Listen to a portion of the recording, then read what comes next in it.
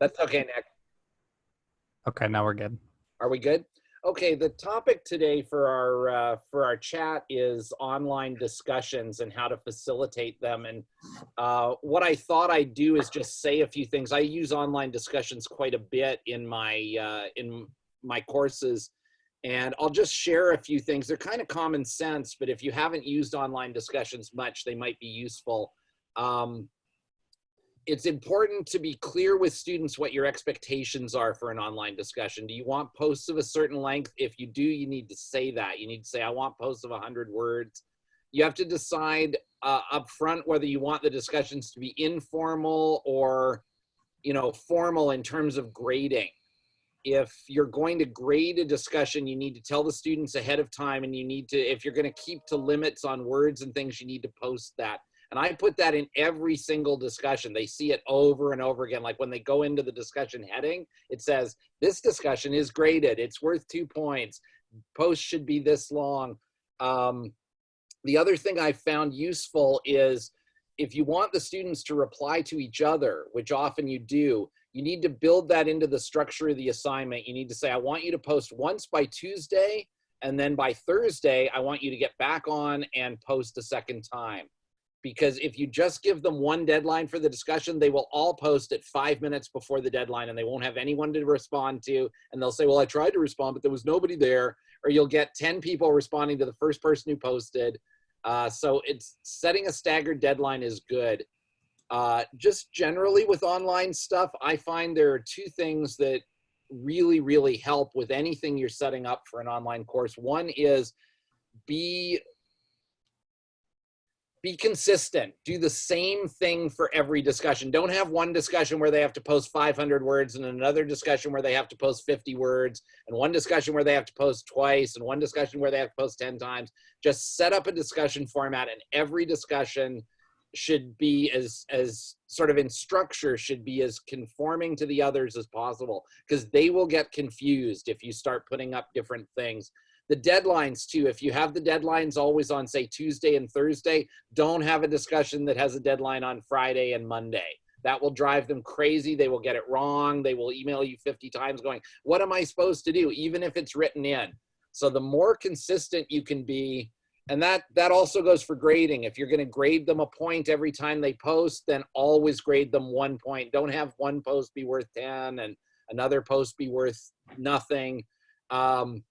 So the more consistent you can be, and the more times you tell them in different places on the site what the rules are.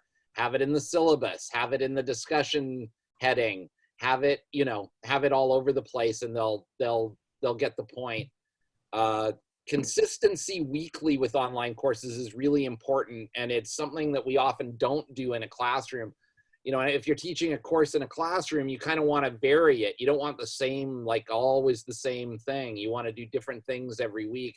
But with online, it really helps if each week looks just like the week before in terms of structure. They have to read one thing. It's always in the same place. They have to watch one thing. It's always in the same place. They have to input to a discussion. It's always in the same place in the module, and it's got the deadlines are the same every week. Those things really sort of help structure the students' lives, and you'll get far less what do I do? I don't know. I'm confused. I had a student this semester who complained that my discussions were due on Fridays, but everyone else's were due on Sundays. Couldn't I change this? It's like, no, I couldn't change this. This is what we've been doing for 6 weeks. We're not going to do anything different. But he's like, it would be a lot easier for me if, that's the way they think.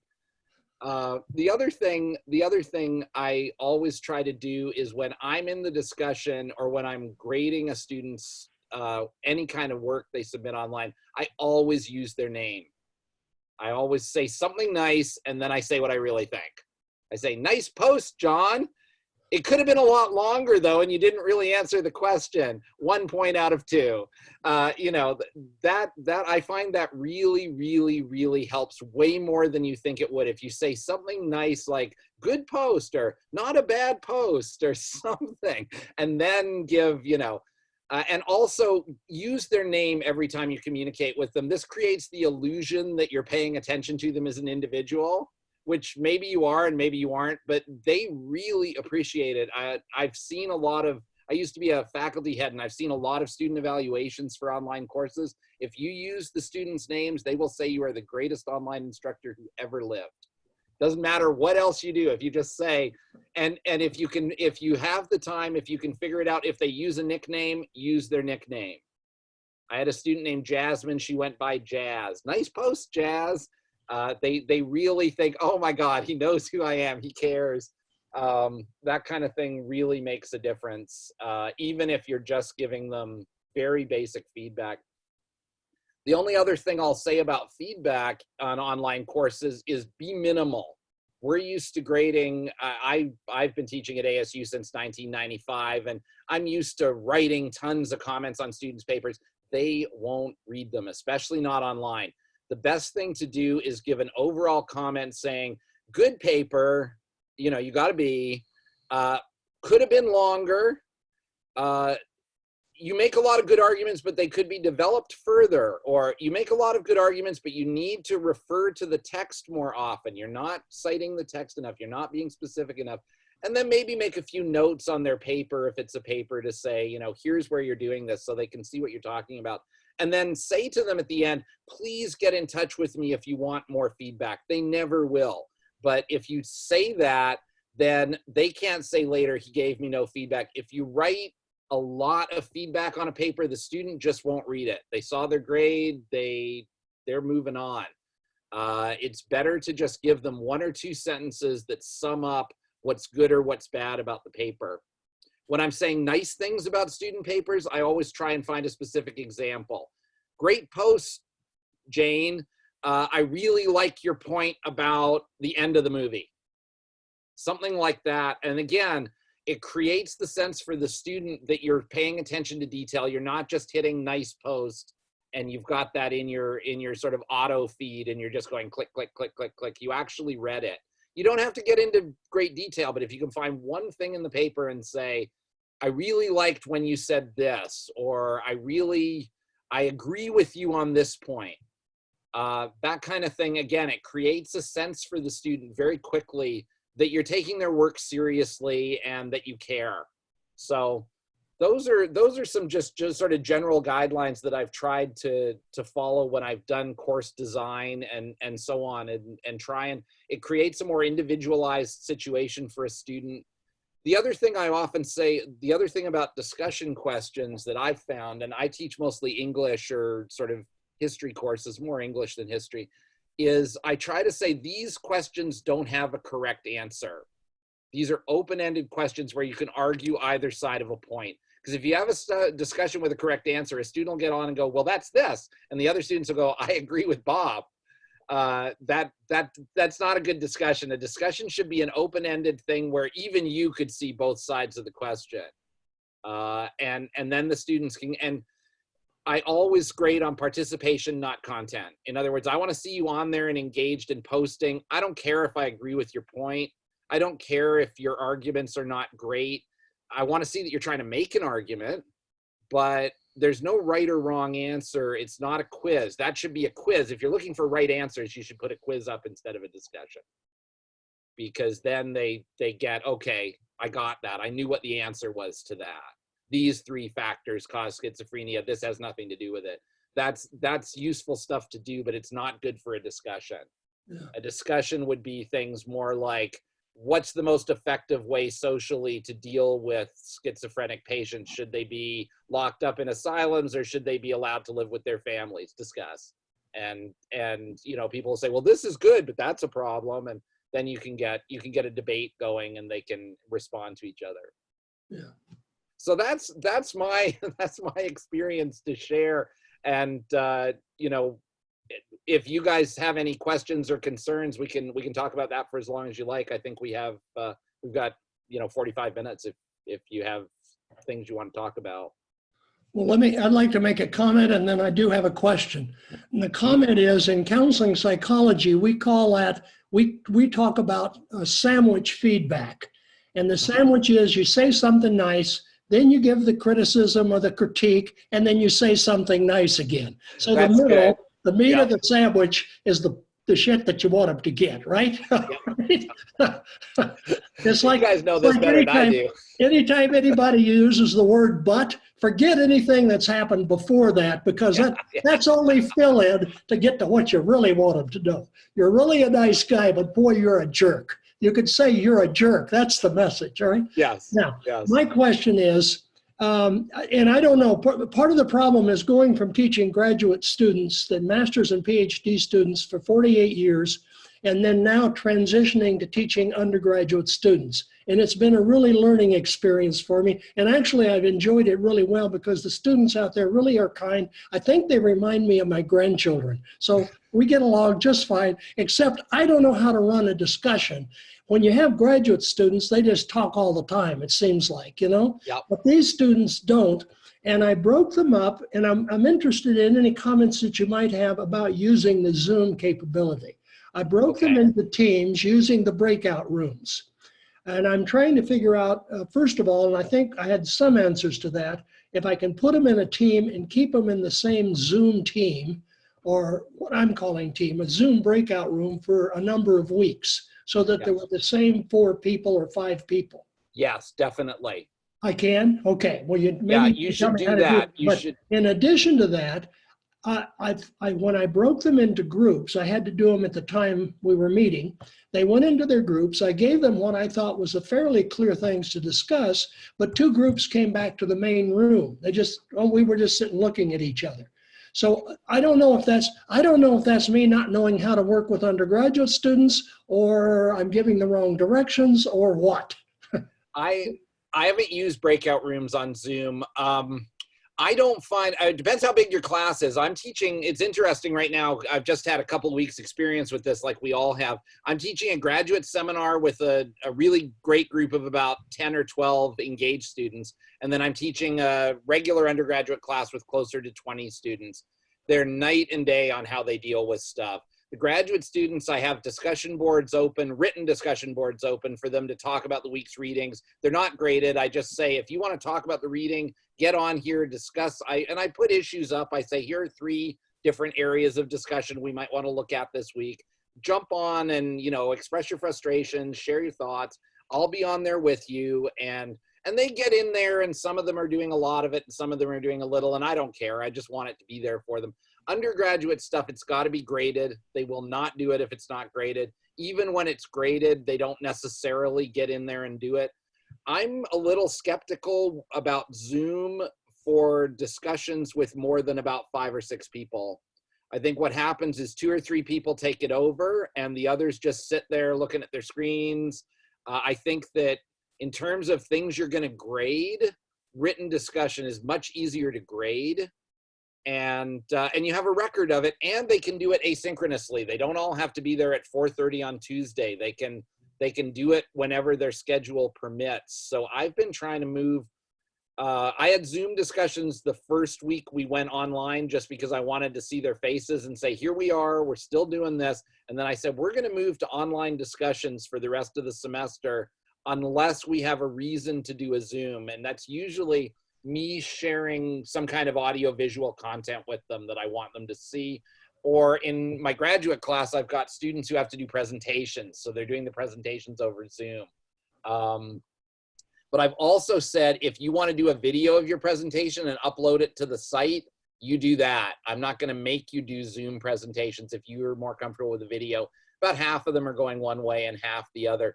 But I find Zoom is good for this kind of thing, where there's 3 or 4 of us that are, talking about stuff. I think if you get more than about 5 or 6 people on Zoom, people just aren't there. Unless there's some reason you have to in person talk to a big group of people and give them some information. But even then, the information might be better sent to them as an email or posted to the site as an announcement, rather than sort of having them have to all get on and Zoom. I think Zoom now I may be underusing Zoom. I tend to be very conservative with new technology. If I know something works, I tend to use it until, and then find a capability. I'm always trying to find the simplest way to do whatever it is I want to do, because the students, a lot of them are having more trouble with it than I am. And so you know, I don't want to be having to teach 20 people how to use Zoom if I can put a discussion board up on the Canvas site and just have them write things that are easier for me to grade. Because if you grade discussion posts and put it in as a graded discussion, you get this, all a student's contributions pop up automatically at once for grading, which makes it way easier than going in and sort of trying to see, now, who was on the Zoom? Who talked? Did Joe say anything? Joe didn't even turn his camera on. Yeah. And then Joe says, but I was having my computer broke, man. And you know, it makes it harder. It makes it harder. Yeah. I'm trying to get to those right now. Yeah. Yeah. And, you know, I'm not sure how on topic Zoom discussions, especially if you're not in them, I'm not sure how on topic they stay. And, you know, and the other thing is you can record these things, but the only way to go over them is to watch them in real time, which is way slower than skimming. I mean, written text is much easier to skim than video is. Yeah. I asked my students in my graduate class, do you want to have Zoom discussions? And do you want me to do Zoom lectures, or do you want me to write an overview for the week? And they said, oh my God, write an overview. I don't want to have to sit there watching you talk to me. I'd rather you wrote a page or two just saying, here's what we're doing this week. Here's why it matters. Here's what I'd like you to do. And then it's posted on the site. They can get to it quickly. Yeah. Have you ever done, and I think I'm going to try this tomorrow. When we go through a discussion of schizophrenia, I'm going to ask for signs and symptoms that come from the movie. And I'm going to pull people's name and ask a specific name. Now, I have a rule. Whenever I call on a student, they always have the right to pass, because I think it's unfair to put people up. So if they don't have anything to say and their feels, you know. So any comments about that methodology? I think that works fine if you've got, that might work well in a Zoom if you've got not too many people. If you've got a huge group and they all have to sit, I don't know, but at least there you're moving it through one at a time. One of the problems with Zoom is, of course, unless you mute everybody, which you can do as the group leader, anytime anybody coughs, the camera goes to them. Yeah. which can be distracting. So I think if you have it set up that way where you're like, you know, Joe, what's your thought? And then Joe comes up and answers, and then I think that should work well. And as long as I wouldn't do it in a group of like 30 students because it would slow things down. But in a reasonable sized group, I think that's good because it cycles it through and people can learn from their peers. I think that should work really well. Okay, thanks for the feedback. Yeah. Imge, do you have any concerns or? You know, actually, I was told, but it seems like what you said to Jeff is contradicting that. I was told that it's not a good idea to show a video on Zoom, like, I think when Jeff asked you the question about how do you show a movie, you talked about a software. Yeah, there's Zoom won't work with the standard DVD player on Apple computers. I don't know what it does with DVD players on Windows computers or non-Apple computers because I'm in Apple land. But the standard DVD player on a computer doesn't work with Zoom. It will play it, but it won't broadcast it. There's a program you can download called VLC that will play it, and it will go out on Zoom. Oh, this is just for like YouTube videos, you know. Or TED Talks. You know, I like to show students TED Talks or like YouTube videos. For those, would you recommend Zoom? Like just, you know. What I would do for those is I would put a link in the Canvas site and say, click on this video. Okay. If it's something that's available on the web, I would put a link on the site and say, watch the video here. Okay, so because I was told that when you're like, doing the Zoom session, trying to watch the video together is not it creates some problems. Do you know anything about that? Like, you know, having the Zoom session and then maybe like sharing my screen, and on my screen I have the YouTube video. I'm not sure how that works. What I've used when I've had YouTube videos, I've sent them to them via the Canvas site. I've said, watch this video before our Zoom meeting. And what I've used the VLC for is to show DVDs of movies that are not available for streaming.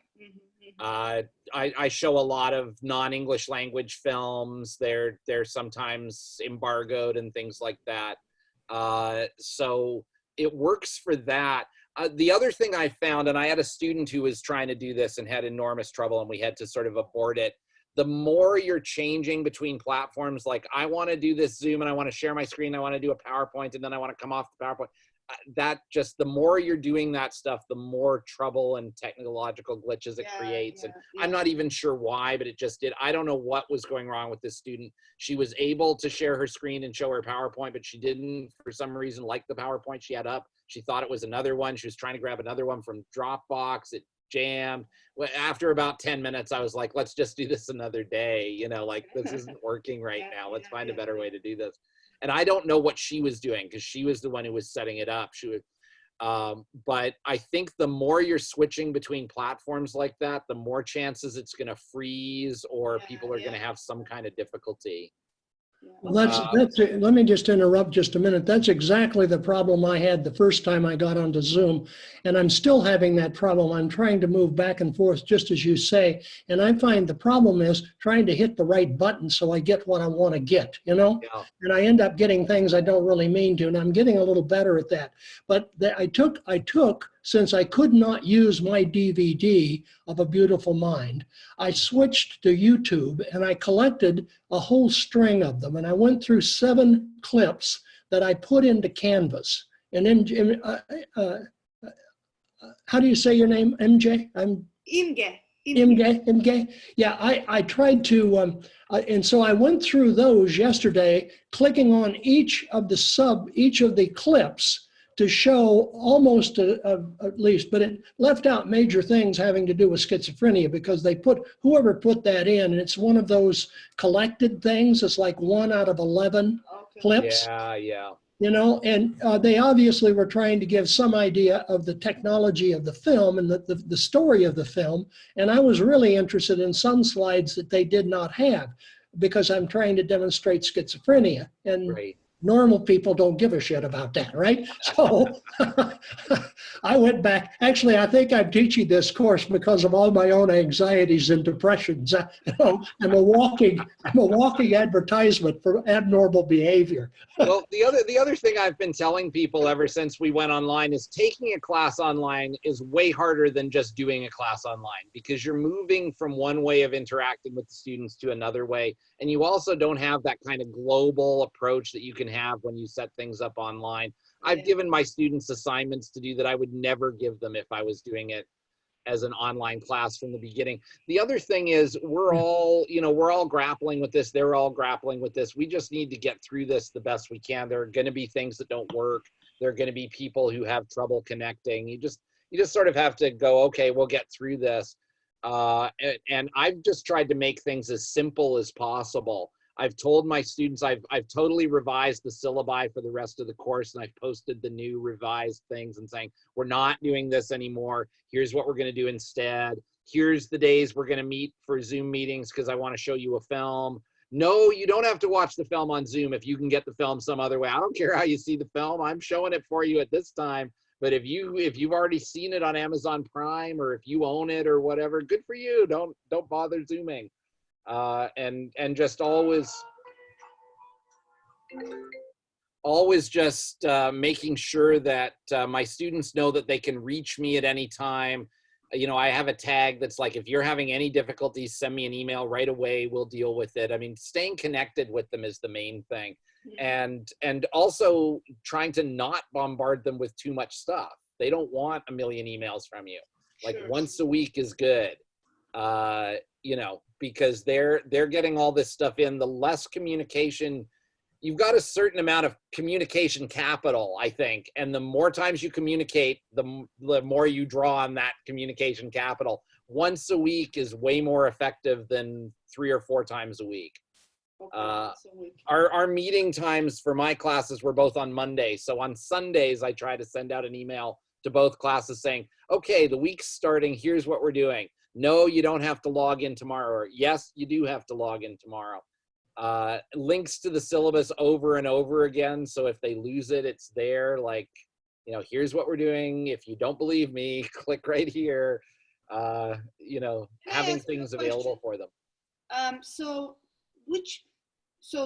to communicate with them, you can either post announcements on Canvas, or you can send a mail from the Canvas site, like email from the Canvas site. Which one do you do? Do you like the announcements section? That's a great question. What I do is I do not email from the Canvas site. What I've done is I've set up an email list in my email for my students, just in my regular ASU email, and I email them from that. Why? Why is that? Because then they don't end up sending messages to Canvas that I'm not checking. I get announcements from Canvas if they send stuff, but I don't always get stuff right away if they send something from Canvas. They also may not be going into Canvas. They can turn off their Canvas email. Oh, really? Oh yeah, that's one of the problems with Canvas is the user has enormous control over what Canvas tells them. They can just turn off Canvas.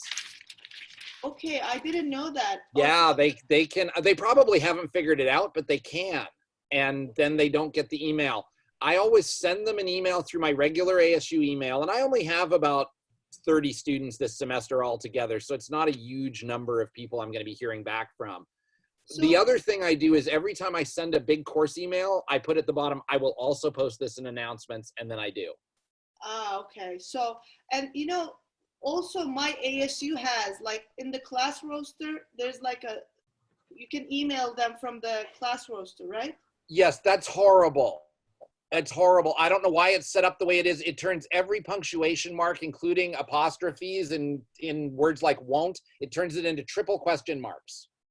So won't, Okay. W-O-N, question mark, question mark, question mark, T. Oh, okay, okay. It's So, really, you can use it if it's an emergency, but it's really horrible, and it looks like you are the most uncoordinated, dumb person that ever turned on an email. It comes out in this unformatted mess with all these substitutions. Sometimes it does weird things with capital letters and gives you ampersands and stuff. It's really bad technology. I don't know why they have it. okay, so the best way is to use your Outlook, like maybe create a group message thing, I guess. Yeah, yeah.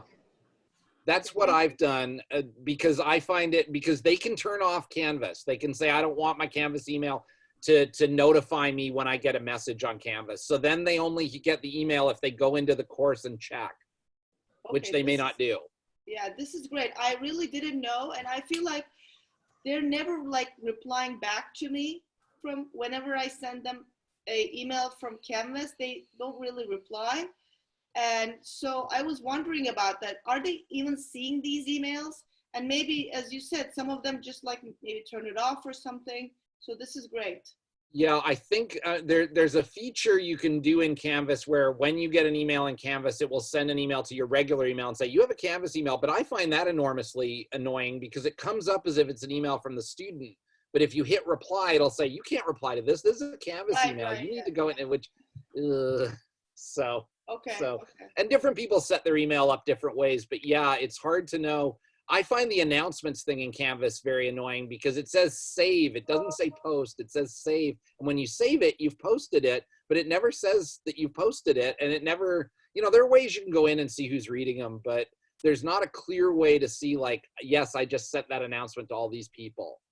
And So also, I mean, so when you post an announcement or whatever, save an announcement, it appears on the Canvas site, but I don't know if it's like, do they receive an email about that? only if they say they want to from Canvas. Okay, yeah. So and I don't know what the default is for students, but there will be people who don't get it that way.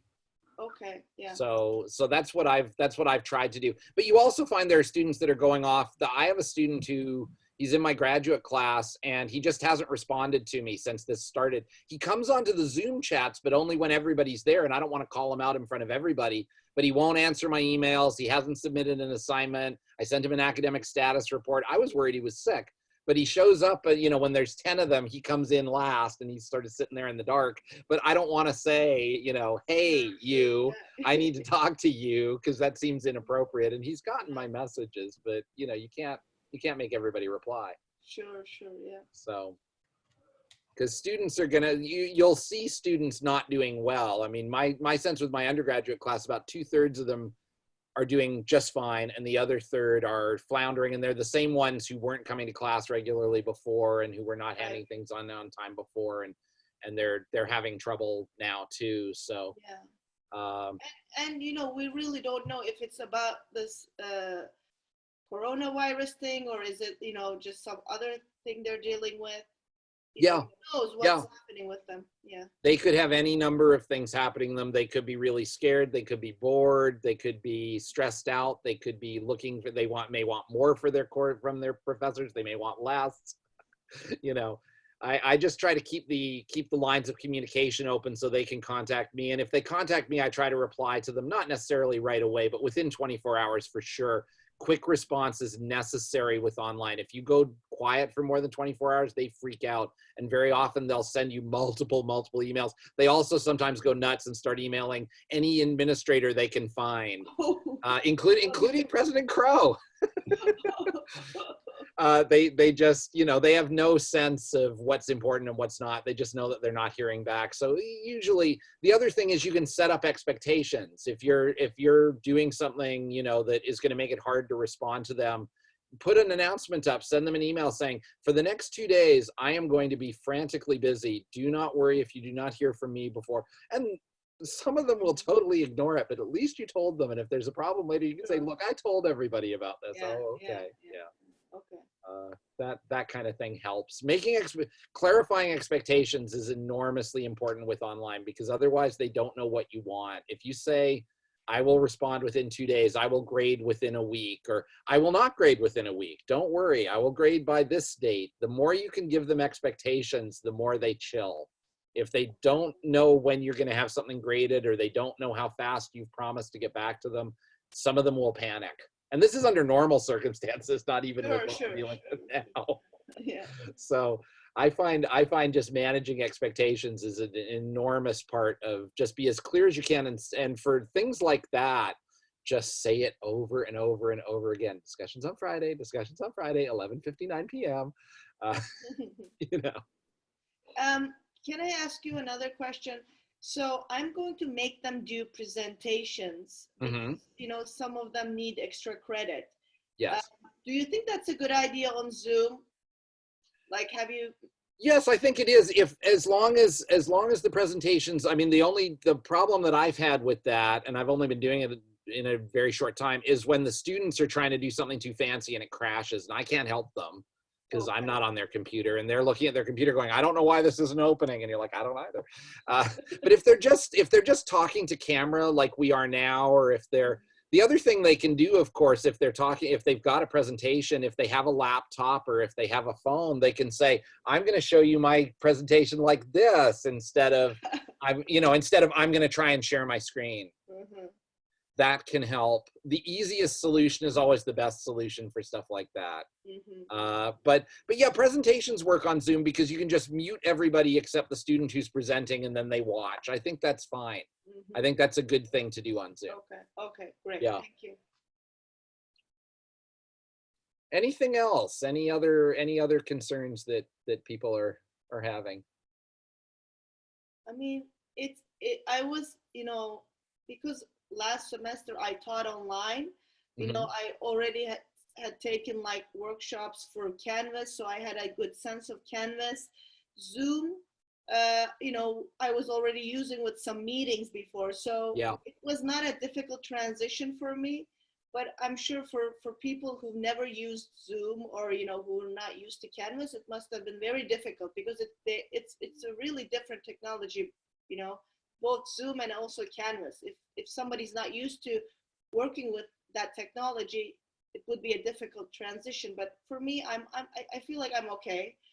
Yeah, I think as an institution, actually, ASU is very well set up to handle this. Now, everyone is new to Canvas because we only started using it a couple of years ago, but it's not that hard, you know, once you start using it. But at least we do a lot of online teaching, and we have a lot of experience, even if an individual faculty member hasn't done it. There are lots of people at ASU who have experience. There are all these institutions who have really avoided it, who are now forced to do it, and they haven't a clue what to do. I mean, it It's really baffling them. And it's not self-evident. Things that work online don't work, face-to-face, and things that work face-to-face don't work online. One of the things I found when I design an online course from the beginning is I have a lot of small writing assignments instead of 1 or 2 big ones. Now, they may add up to some larger project, but what you want with online is constant engagement. You don't want to say, go away and write a 15-page paper. You want to give them 5 3-page papers that build into a connected argument and say, submit 3 pages every week for these 5 weeks. That keeps them going to the course every week and working. If you just say, hi, I'm on a computer, I'm not going to talk to you, but in a month, I'd really like a 15-page paper, they're going to crash and burn. They don't, a lot of, especially undergraduates, graduate students can do it, but undergraduates just, so that old model, what I had when I was in college is the professor lectured, we took notes, and at the end of the semester, we handed in a big paper. That really doesn't work for online because you need the constant engagement, knowing someone's there, sending things out, even if it's minimal feedback, just good job, write a bit more next time, good job, quote more often from the text to support your arguments, stuff like that. And that kind of uniformity around the week where you're just doing the same thing every week so it becomes a routine, that's not good, I think, in face-to-face classes. You want to give them some variety, but online, it's necessary for them to feel like there's something there that they can hold on to. I think that's really important. So that's just been my experience. So I found it harder to do the transition than I ever have to teach an online course, because I'm trying to figure out, how do I stay in touch with these kids? That kind of thing is tricky. Jeff, you had something? Yeah, I'm playing around with this. I just raised my hand. I just figured out that. Yeah, I saw that. Yeah, You're ahead of me, by the way. I don't know how to do that. I'm going to try it with my class tomorrow. Go to participants, call up the thing on the side. Okay. The list of participants. Go to the bottom, and there's a little white hand, a little blue hand, lower hand. Oh yeah. And then yes, no. Just did it. I learned this. I learned this yesterday at one of these chats. Okay, so and then if you want people to go slower, you tell them. I mean, if they want you to go slower, they can tell you. If they want you to go faster, they can tell you. And then there's a more. I forget what's behind that, but that's where I got my coffee cup. Awesome. I don't know. I guess there's a way to give a clap, thumbs up, and a thumb down. I guess, and then maybe somebody to remind me of the time. Anyway, yeah, there's all sorts of stuff. Anyway, yeah, I mean, one of the things is we use this more, we're going to be able to, we'll find out new things that work, and it'll be very easy. But you get in and you do what you can, and then you move it along. One thing that I know, I haven't had this happen. I don't think it's that common, but there is some concern with what they call Zoom bombers, who get into classes and take them over and stuff like that. There are ways around that. You can make your students use their ASU ID to get in and things like that. Yeah. I haven't gone to that yet because I don't want to make it any harder for students to connect than it is. But if we start to have security problems, I decided to wait until apparently what they're doing is coming in and using curse words and putting up the N-word and a whole sort of thing. But I want to wait till it happens because I just can't face dealing with another technological thing. And let me just make a comment on what you were just saying before I played around with my raising my hand. I've always designed my courses, stand-up face-to-face courses, so there's variety. If I show a video, I show PowerPoint, I have a discussion, I break them up into a small group, we do some practice of things, sort of based on, I want people to know something, I want them to feel something, and I want them to think something, so I'm finding I'm trying to do that with this, and so it relieves a lot of my pressure because I think that's good teaching, but it may not be good teaching this way because it just gets things too confused. And the simpler you should do, my sense is you should do what you want to do, and you should definitely do what you think they need, but try to think of ways to make it as simple as possible. Simple is always better with this stuff because they get confused. Well, and the other thing you said was consistency. So I think that simple and consistent Probably. Yeah, just That's those really are good design advice. principles, and it shouldn't stop you from doing things, but just always make it as simple and consistent as you can. Yeah, thank you. Yeah. Yeah, that's great. So, anything else? Any other thoughts? I don't Well, know if this is, yeah, I Jeff? don't know if this is a question for you or for Nicholas, but when I have the participant screen on, I want to go up and get rid of my coffee cup. I can't do it because a drop down comes over that says mute or more. Well, wait. You just muted yourself. Yeah, I can't. I see when I. Oh, okay. Maybe I just figured it out. Okay, sorry. Okay, yeah, it's okay. Yeah. I'm not a Zoom expert. I'm learning to do stuff. I know how to turn myself off, and I know how to turn all them off. That's a good one. You go to manage participants and click mute As long as all. you've got those two things, you're doing well. I'm good. Well, thank you guys. This has been fun, and I hope it's been useful. If you have any, please contact me by email or whatever if you have any other thoughts or questions. But good luck out there. And Thanks a lot, Ian. I appreciate it. And Nicholas, thanks for setting this up. Yeah, of Nick, course. this is great work. Yeah. Take care. Bye. Bye, everyone.